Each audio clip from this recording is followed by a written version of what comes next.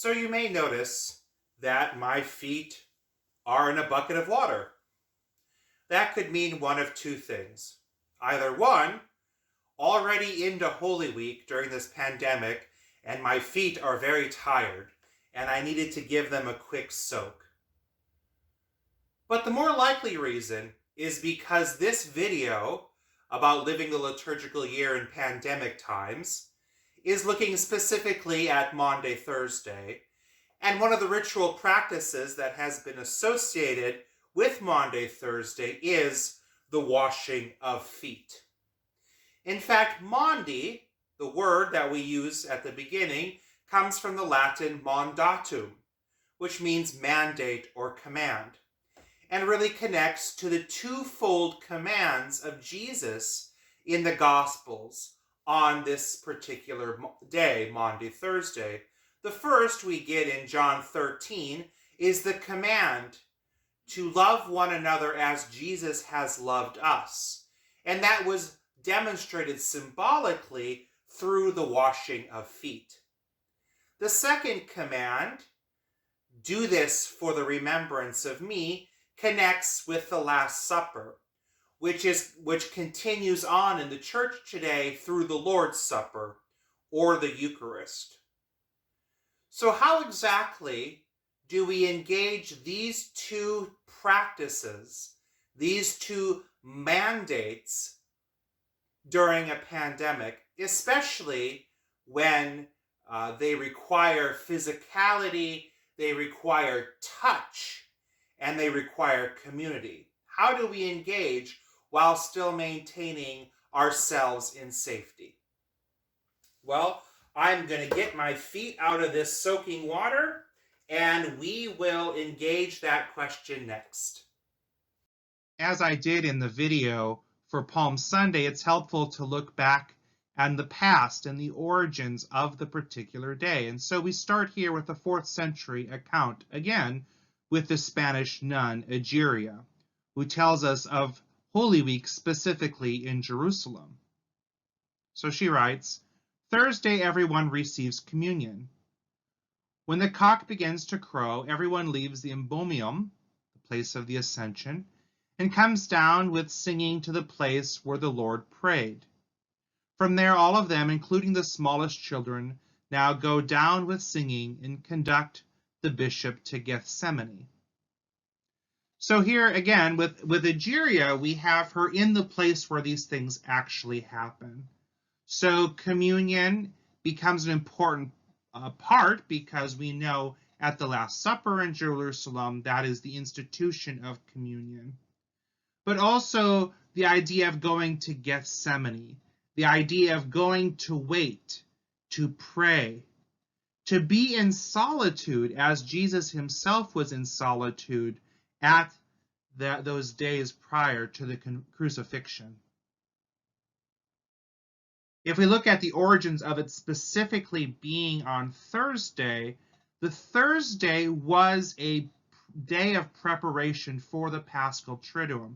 So the Paschal Triduum, the 3 days, were originally Friday, Good Friday, the day of the crucifixion, the Saturday Vigil, which led until Sunday.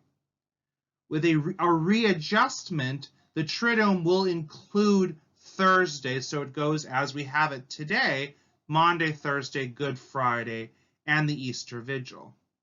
Maundy Thursday serves as the hinge day between Lent and the Triduum. Why? Because it is the bookend of Ash Wednesday. Once Lent became more about penitential rites than it did baptismal preparation, Ash Wednesday was the day of initiation for those who were going to be penitents. Maundy Thursday became the day on which those penitents were reconciled back into the community. So by that understanding, it is the last day of Lent moving into something new. But Maundy Thursday continued to have a baptismal connection, and we see that today with the origin of our chrism masses, where the oils that were needed to be blessed for baptism took place on Maundy Thursday, and we see that in the 7th century. Because its earliest connection was with the institution of the Lord's Supper, it by the 4th century was called the Thursday of the Lord's Supper, and later gets the name that we have today, Maundy Thursday, Mandatum Novum, the new command or the new commandment, which is the day it continues with in many traditions. So again, besides remembering the command to do the Lord's Supper, it's also the command to love one another. And this is seen in John's Gospel with the washing of feet. So both Ambrose and Augustine in the 4th and 5th centuries attest to foot washing either during Holy Week on Maundy Thursday or during Easter week. By 694, foot washing on Maundy Thursday is required in all churches in Spain and Gaul, so the western part of Europe. And by the 12th century, the practice of foot washing makes its way into Rome, or at least we have documentary evidence of it by that time, was probably an earlier practice. Foot washing really dies out in the late medieval period. It has a rebirth in some of the Reformation traditions, but really is rediscovered in the late 19th century by various Protestant groups here in the United States and is seen as an ordinance of humility. So that idea of servanthood that you get from John 13 really is typified in the washing of feet. But as an ordinance of humility or as a symbol of servant leadership, the question that we get asked during the pandemic is, what is the principal practice? What is the primary thing to do on Maundy Thursday?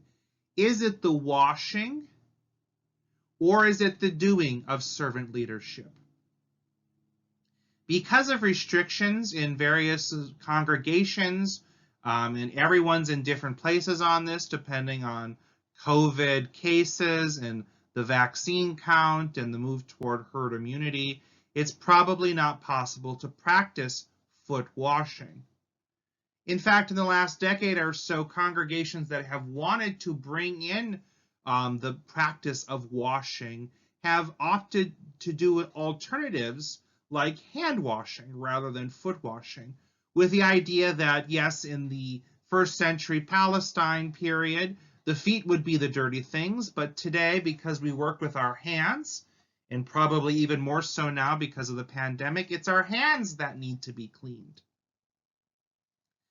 But again, these acts of washing are not the primary part itself, but it is that command to love one another.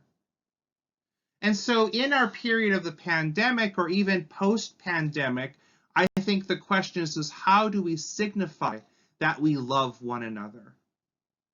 Certainly in the past year, one way of doing that is refraining from public worship in person, in physical building together, because of our command to love one another and not to put people in danger.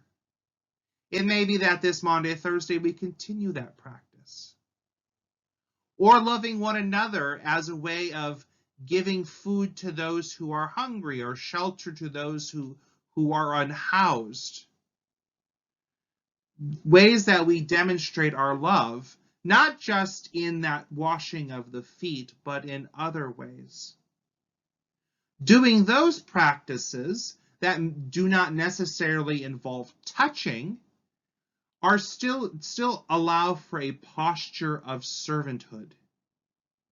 How that we as leaders and as Christians embody the servanthood of Christ, not as a Lord who lords it over other people, but as one who engages in this role reversal, that the leader becomes the servant, that the one who has power empties that power to be able to lift others up. The same questions and the same issues can be brought up with the other command in Maundy, Thursday, that which is connected to the Lord's Supper. This idea of doing in remembrance, to remember, is this Greek word anamnesis or anamnesis, depending on where you put the emphasis, And it's a particular type of remembering. It's not just a remembering that is a past action or trying to pull that past action into the present, but it's really a remembering that is about identity. And so for the Passover, the idea of remembering the Passover for our Jewish siblings is not just to think fondly on the Exodus, but it becomes part of the identity, part of their identity, just like the Lord's Supper becomes part of our identity. Of course, in some congregations now, there have been alternate means of participating in the Lord's Supper, and I will not go through those. And other congregations have been able to resume in-person worship with adaptations to receiving the Lord's Supper. But for those who are unable to gather in person or to receive the sacrament through alternate means, I think another approach to doing in remembrance of Jesus is to find ways of having other meals where Jesus himself is present. Certainly the Gospels are filled with Jesus showing up at meals, the feeding of the 5,000, the eating with sinners and tax collectors, eating with Mary and Martha. And those are other meals, not quite the sacramental meal of the Lord's Supper, but they are other meals in which Jesus is present. How can we today engage in meals where Jesus is present? We can expand that doing in remembrance or remembering Jesus being present to think about how else is Jesus present. Jesus, of course, is present in the world because Jesus promises to be so. How do we recall those things, and how does that shape our identity? And ultimately, these meals have as part of their layers of meaning the being in fellowship with God and one another.